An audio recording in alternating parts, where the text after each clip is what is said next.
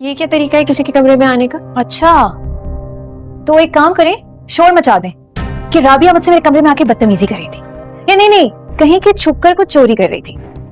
कुछ भी, आप तो किसी किस्म का भी इल्जाम लगा सकती है ना सामने वाले पे। Good idea. ये इज्जत है मेरी और मेरे घर वालों की इस घर में।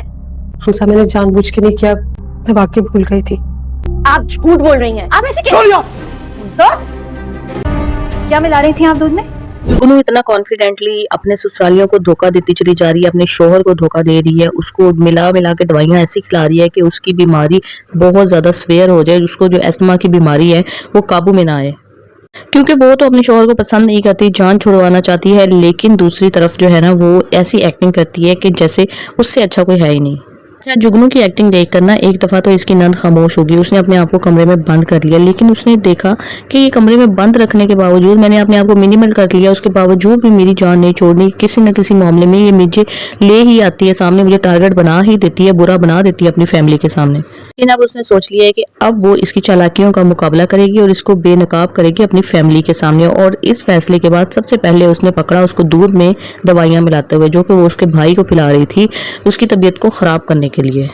उसका वो भाई जब जुगनू को बात कर देती है तो वो अपनी बहन पे भी ट्रस्ट नहीं करता और सिर्फ जुगनू का ही साथ देता है और जुगनू से इतनी मोहब्बत करता है, लेकिन ये औरत उसके साथ क्या कर रही है अब इसको पता चल गया। दूसरी तरफ सोनिया की और पुप्पो की छोटी छोटी बातों पर लड़ाइयां शुरू हो चुकी हैं और सोनिया ने इल्जाम देना शुरू कर दिया है पुप्पो को, क्योंकि उसे अब एहसास हो रहा है कि किस तरह मैंने अपनी फैमिली को छोड़ दिया और हमजा और इसके पुप्पो जो है ना वो बिल्कुल भी मेरी फैमिली को ड्यू रिस्पेक्ट नहीं दे रहे हैं।